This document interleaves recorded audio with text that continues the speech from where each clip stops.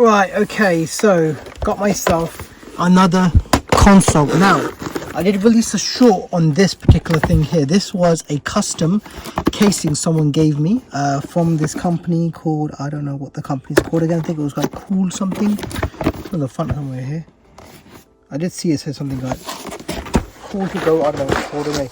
But this is the console. Now, smoke console, smoke black casing, everything was done perfectly, but the problem is this: no display whatsoever. Now I have used a genuine AV cable with this console and nothing. RF out, still nothing. So there's obviously a fault with the console. So I did say to the guy, if you want me to have a look at this thing, I can maybe fix it for you. I don't know how soon I can get around to doing it. I can tinker around with it, but I'm going to be charging you £40 in just labor. Now, is it worth it?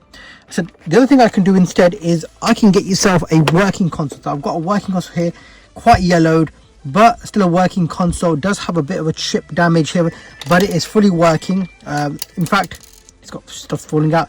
This wasn't damaged. This is damaged by myself, and I've just seen that when I took it out, so it might have been knocked in. But this plastic is pretty cheap plastic anyway, and after some time it does get little chips and damages purely from being knocked around in storage and stuff, or being put into a bag, and obviously me forgetting that I've left a console in the bag and I just let the bag go and it just cracked. But anyway, console works perfectly, and this casing is just going to be binned anyway, so I'm going to be like disposing this.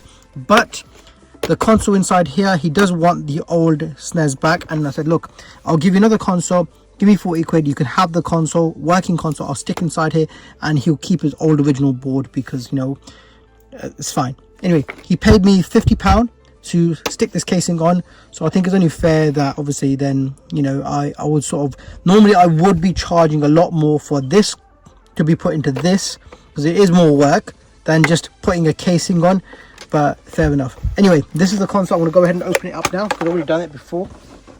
Most stuff is already attached, but anyway, I did like the other thing. You know, you can get, it does come with a clear panel here, but that requires the DC jack to be soldered and desoldered. I didn't do that, and again I changed the front of this plate. I did not change the actual connectors themselves, but then that's the only thing that I did not do when I took apart this thing. But anyway, I'm gonna go ahead and open it. So if you're aware, there is these specific screws.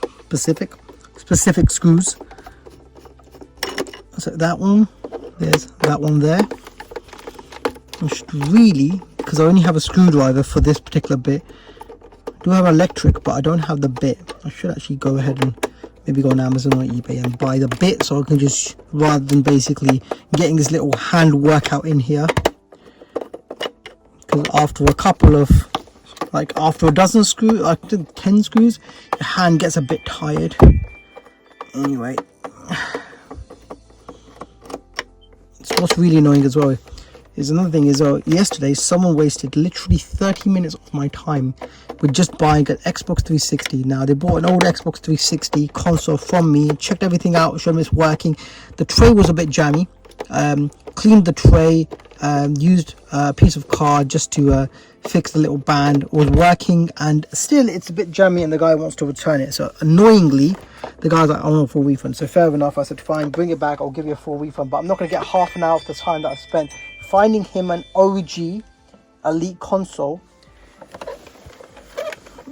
But the good news is someone did see I had some OG Elite consoles, and they did pick up an OG Elite console. That if you're out there looking to buy old 360 consoles, I've got a plethora of them. So if you want to pick any up, non-working spares or repairs, only for £10. And if you want a working original OG console, by all means, people are using this for like modding and stuff as well. So if you do want to pick something like that up, again, it's only going to set you back £20 for a working console, if you don't mind. Right, done. Right, comes off like so. There you go. Now, as you can see, I did actually replace this thing here as well with the one that comes provided. I do have spare parts as well, so these things I will actually keep because they can be sold, because obviously things do break, and I do keep spare parts on hand, so if you do need parts for a SNES, that's something that I can also provide as well. Anyway, as you can see, those 2 screws hold this down, 2 screws hold the board down, and 2 screws hold the back down from there as well. Anyway, now on to this part, which is just a normal Phillips head screwdriver. I'm sure I can do it off camera, but I'll do it on camera. Forgot that this thing, these screws are so shit. They're threaded so easily. So what I like to do is put a bit of force on these things. Again, I'm not doing it on camera. Put a bit of force on the actual screw itself.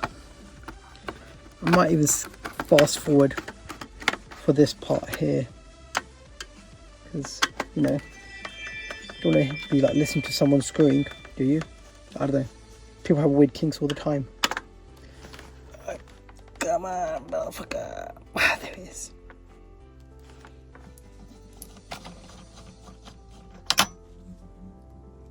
Okay, so screws are now out, as you can see. 1, 2, 3, 4, 5, 6, and then 1 screw there, and then the 2 long screws there, and this should just pop out like this, as you can see here. So this console doesn't work. This board didn't work. Could be literally anything. A lot of times if there's no picture, it could be the is it PPU or something on these consoles that goes. Anyway, let's just have a look and just unclip this part. So there you go. See, just 2 little clips that unclips the front, and then that's it. Pops off like so, and then this is there. Hey, next console, the OG console that I've got here, working one. So let's open it all up.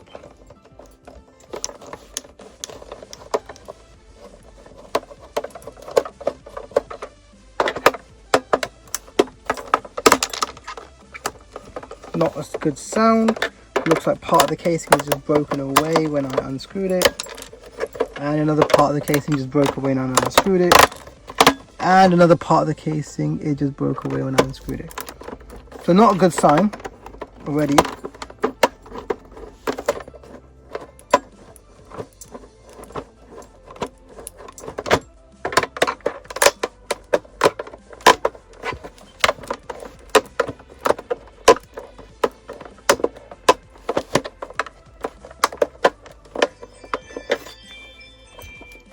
I have tried to unscrew this thing, but I think it's just going to come off anyway. Yep. I was unscrewing the base of this thing, but you can see that it's already snapped anyway. Snapped from there, snapped from there. I mean, it's got 1 post, which is there. I mean, that's at least okay. Good. Oh, thanks, man.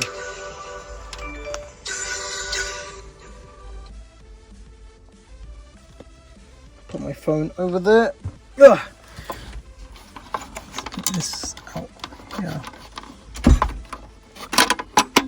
Okay, take out this little arm here from this console here.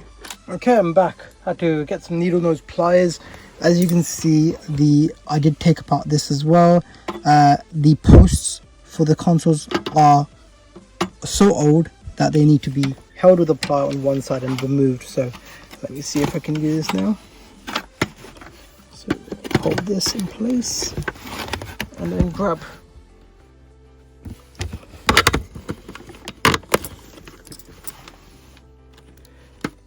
come on you bastard.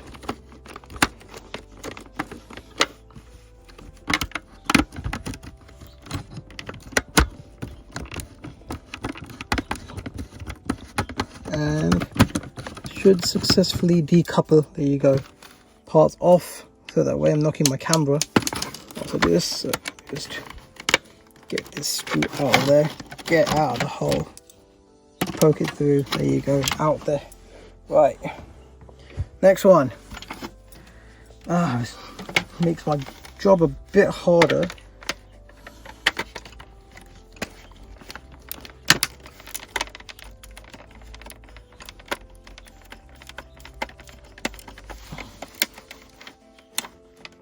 Broken from inside. Nice. just there you go, just throw that away, get out of there. Okay, and poke out the metal there.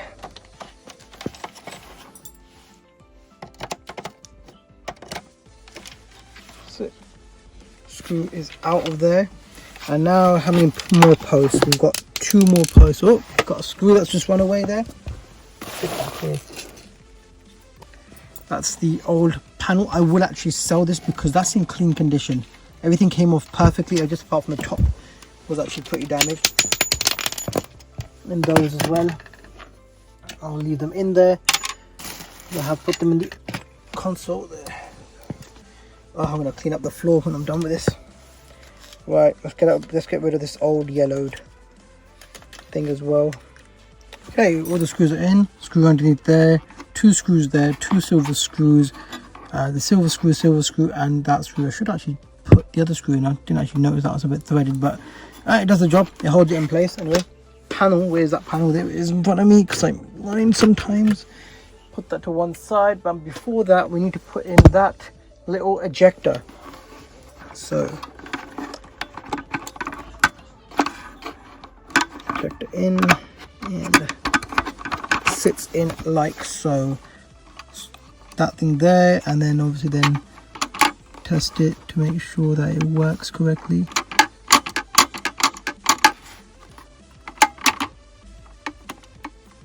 Hold up. There you go. Let's move to one side now that it's like it was eject. Now it's an eject button. I thought they would have printed these on, but these are just stuck on with some sort of adhesive. But alright, cool. And check one works. Upside down. Huh? There you go. As you can see, pushing down. Hit that. Won't go in, but it will go in there. Perfect. Now, screw in the base of this thing, and job is done. Hopefully that guy's gonna be a bit happy. Okay, job is done. So the guy's been nice and happy. Everything's screwed in place. Yep, shaking as it should shake. Anyway, took me like 15 minutes to put this together, and hopefully he's happy with that. See you guys next time.